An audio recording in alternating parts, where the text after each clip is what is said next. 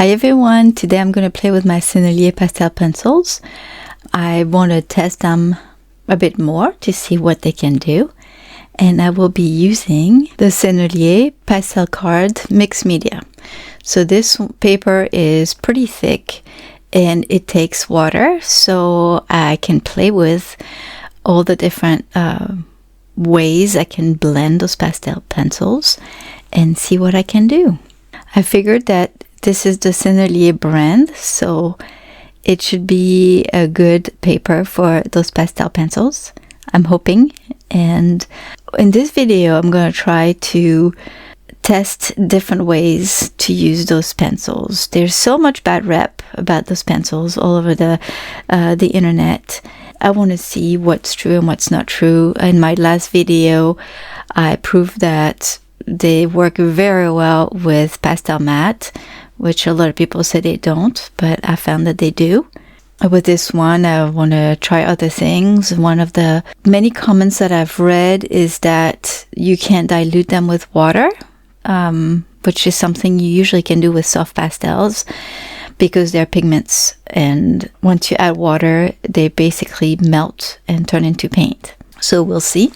Now right away, because this paper is slightly more coarse than the pastel matte paper, I notice a little bit more dust, which is fine. I mean, they're still less dusty than most pastels and pastel pencils, so that's okay.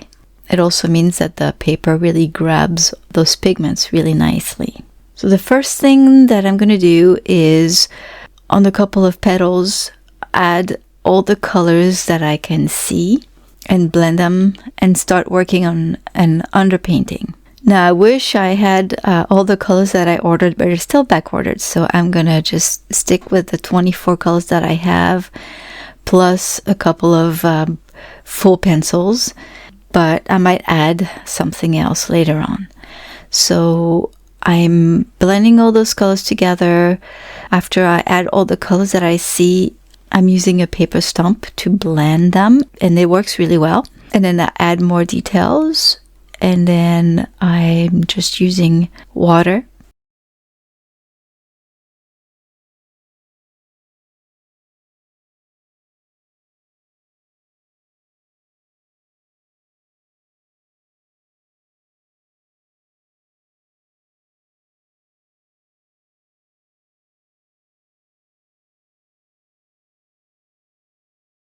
And I can say that the water works really well to blend those pastels.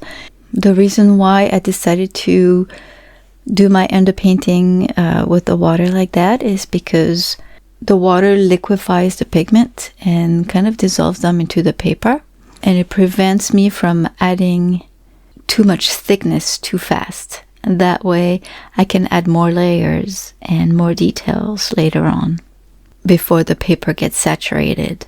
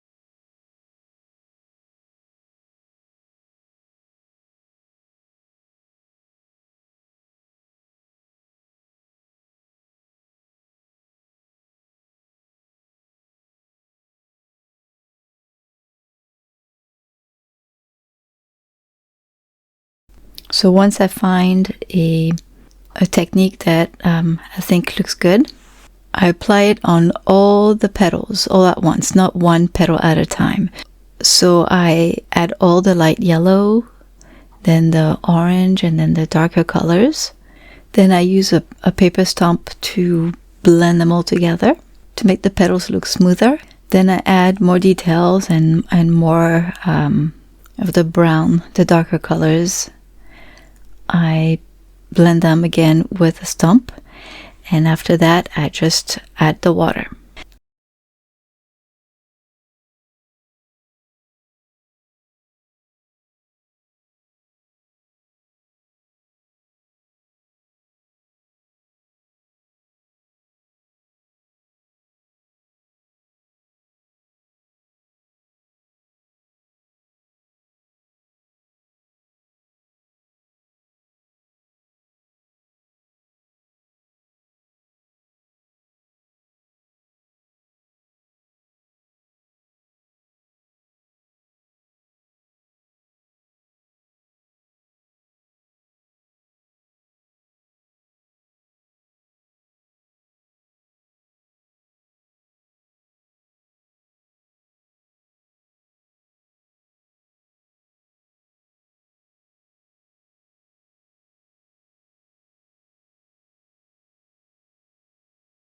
Now at that point, because I have a limited palette and I'm not quite happy with the colors that I've obtained, and also because somebody asked me in my previous video if they were similar, I decided to use the Sennelier Pastel Pencils with the Conté à Paris Pastel Pencils. So I thought that would be great. It's kind of like when, actually you do that with soft pastels as well, but when I use oil pastels, I do the same thing. I use harder pastels first and then softer pastels after that to add a punch to your colors. I found a nice yellow that I thought looked much better than the only yellow that I had in my set that was way too light and lemony.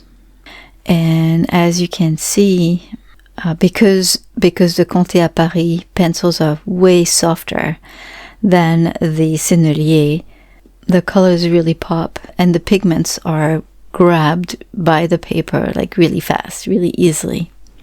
So I used the Sennelier orange to blend the Conté à Paris yellow, and I must say those two blend together very well, so you can mix and match your brands of pastel pencils if you need to.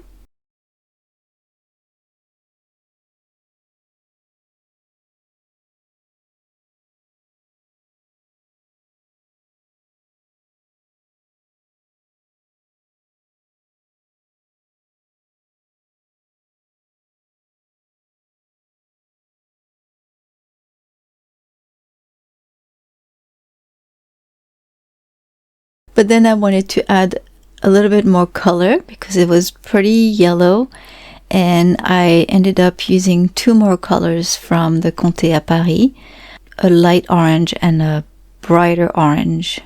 So I added those to all the petals, or most of the petals at least. I think it helped the petals look a bit more lively.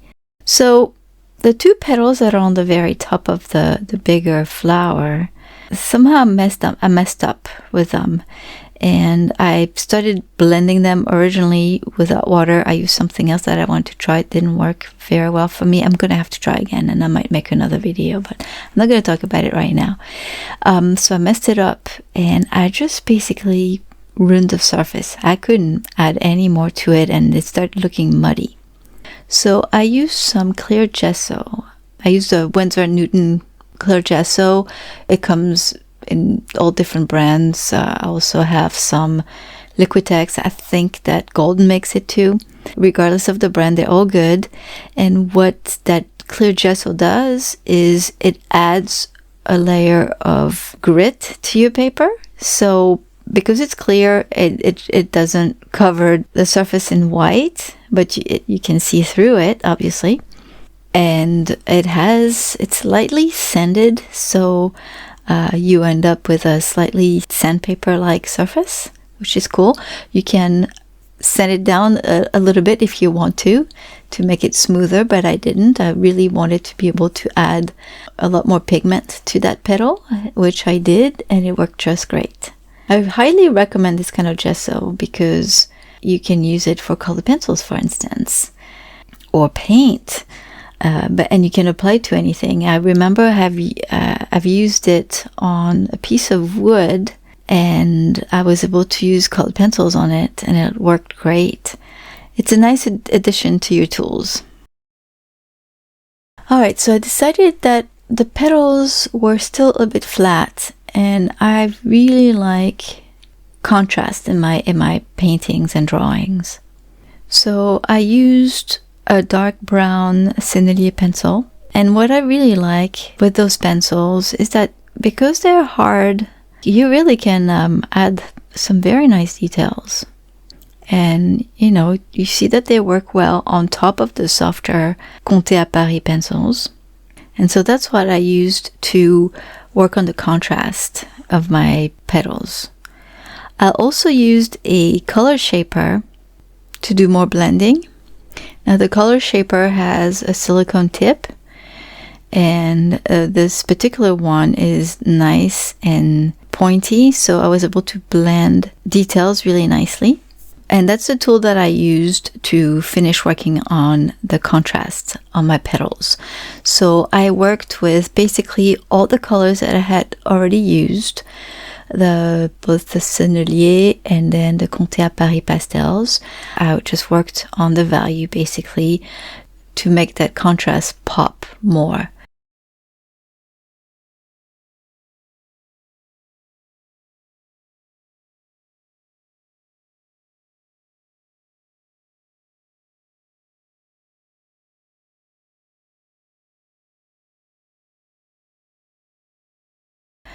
Now I'm working on the heart of the bigger sunflower, and I started with an orange because I can see it at the base of the heart on my reference photo. This time I'm doing the blending with isopropyl alcohol, and it's the 70% one. So yet another way to blend these pencils. The alcohol works really well. What is nice about it is that it dries really fast. It evaporates really quick. So I did that little underpainting of the heart pretty fast. And then with a variety of browns and darker colors, I basically added some squiggly lines. I didn't add any details because you can't really see what it looks like. You don't need to make all those little tendrils, whatever they're called, the little stems. You don't need to make them realistic, just make them look like little squiggles. I blended the colors after a while with a little makeup sponge because I did not want the pigments to sink into the paper. I wanted them to stay on the surface, and so that's yet another way to blend.